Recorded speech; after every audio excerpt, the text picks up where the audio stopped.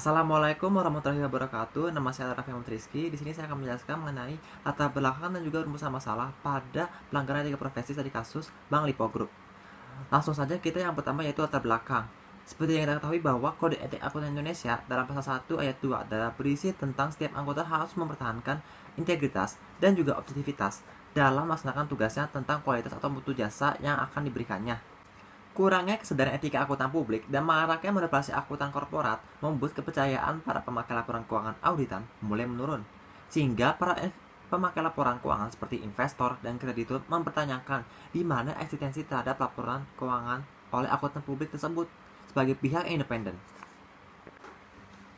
Independensi merupakan sikap mental yang berarti adanya kejujuran di dalam diri akuntan dalam mempertimbangkan fakta-fakta dan adanya pertimbangan yang objektif, tidak memihak dalam diri akuntan dalam menyatakan pendapatnya, serta independensi merupakan penampilan yang berarti adanya kesan masyarakat bahwa akuntan publik bertindak independen, sehingga akuntan publik harus mempertahankan faktor-faktor dan menghindarinya yang dapat mengakibatkan masyarakat meragukan kebebasannya. Independensi penampilan juga berhubungan dengan persepsi masyarakat terhadap independensi akuntan publik, serta berpengaruh sekali terhadap loyalitas seorang auditor dalam menjalankan tugas profesinya. Yang kedua yaitu rumusan masalah. Dalam video ini kita akan mengetahui bahwa satu, apa saja kasus-kasus yang melibatkan Lipo Group. Yang kedua yaitu apa saja pelanggaran hukum pada kasus-kasus tersebut. Yang ketiga, bagaimana penjelasan dari Bank Lipo mengenai kasus-kasus tersebut. Yang keempat yaitu bagaimana keputusan atas laporan ganda dari Bank Lipo itu sendiri. Sekian dari saya, kurang lebihnya maaf. Terima kasih. Assalamualaikum warahmatullahi wabarakatuh. Saya Herliana Priyanti. Saya akan membahas sebuah kasus terkait dengan pelanggaran etika profesi akuntan PT Bank Lipo Tbk.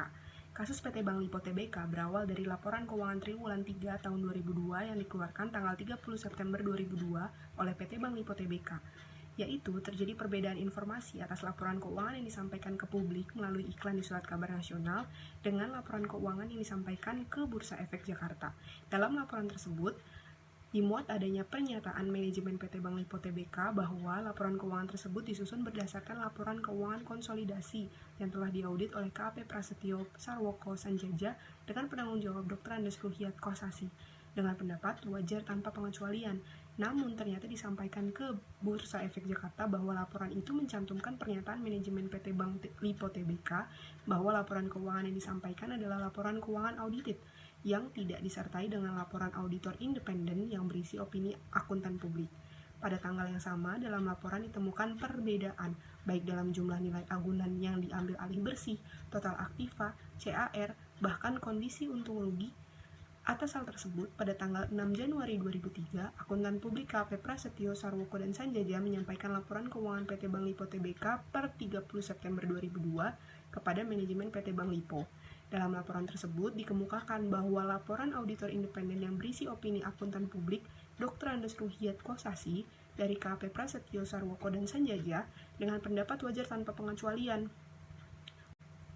Laporan auditor independen tersebut tertanggal 20 November 2002, kecuali untuk catatan 40A tertanggal 22 November 2002 dan catatan 40C tertanggal 16 Desember 2002.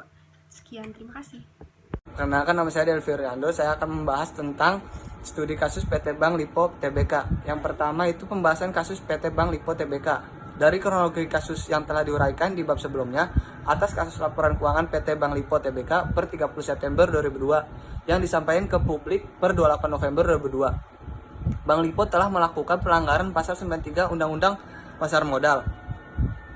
Yang kedua itu klarifikasi pihak PT Bank Lipo Tbk. Dari fakta yang telah diuraikan, sebelumnya PT Bank Lipo Tbk telah 2 kali memberikan penjelasan dan pemaparan kepada publik berkaitan dengan adanya perbedaan dalam laporan keuangan per 30 September 2002. Yang disampaikan berikut 3 klarifikasi atas pelanggaran yang dilakukan oleh Bank Lipo Tbk. Yang pertama, pengumuman laporan keuangan Bank Lipo asli per 30 September 2002. Yang kedua, pengumuman laporan keuangan Bank Lipo sesuai PSHK per 30 September 2002. Yang ketiga, ketidakcocokan antara keterangan yang diberikan oleh pihak manajemen dengan pihak auditornya. Sekian, terima kasih. Pelanggaran yang dilakukan oleh PT Bank Lipo Tbk. Manipulasi laporan keuangan secara langsung telah melanggar etika tanggung jawab profesi dan perilaku profesional dan melanggar etika kepentingan publik karena telah mengesampingkan kepentingan publik.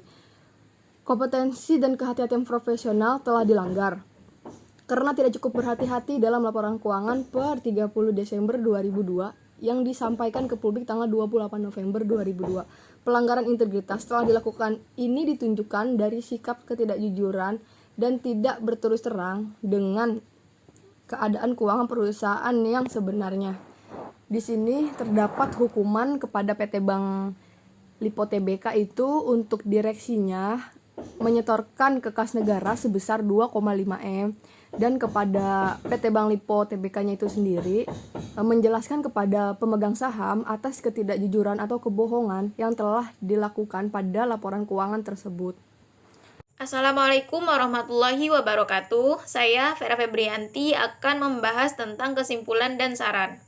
Kesimpulan dari kasus tersebut adalah bahwa PT Bank Lipo ini telah melakukan manipulasi laporan keuangan yang telah dikeluarkan pada tanggal 30 September 2002 bahwa telah terjadi adanya perbedaan informasi ke surat kabar.